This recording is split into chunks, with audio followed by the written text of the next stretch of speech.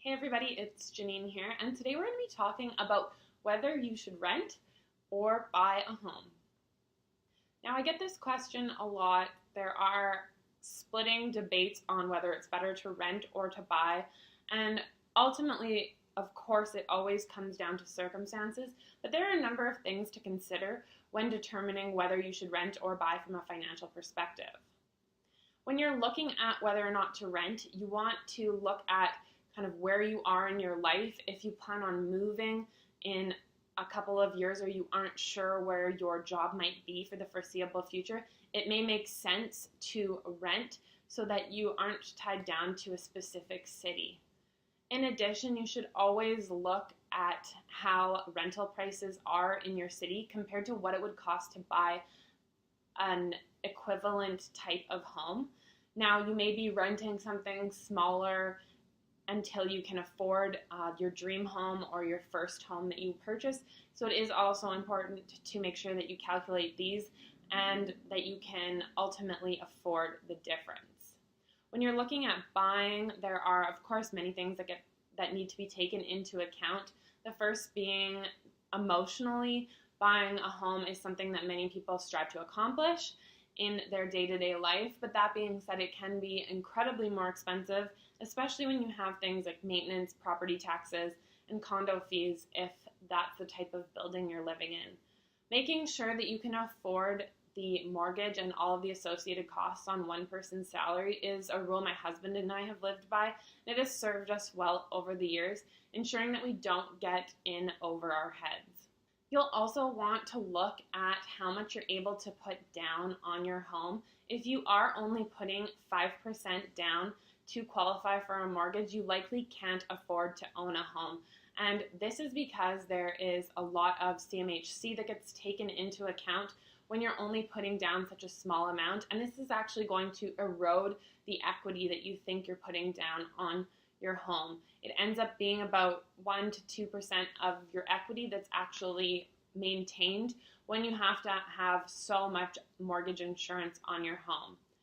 Now, once you're hitting about 10%, that's where the numbers start to make a little bit more sense, and it may make sense to put that amount down on your home and pay the CMHC. Ideally, though, you do want to put down 20% on your home so that you aren't paying the mortgage insurance required by the Government of Canada.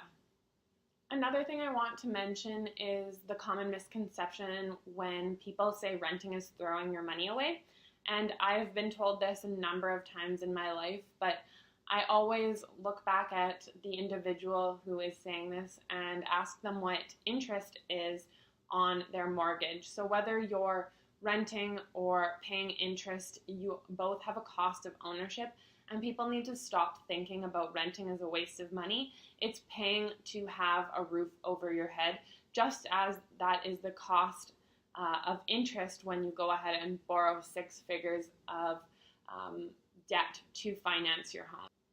Another area I think is important for individuals to take into account when they're looking at buying or renting is how much of their savings that they would need to put towards their purchase of their home.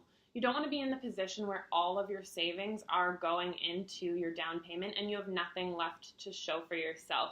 Remember that you can't take a window or a wall out of your house and sell it if there's an emergency, so you need to make sure that you're setting yourself up financially.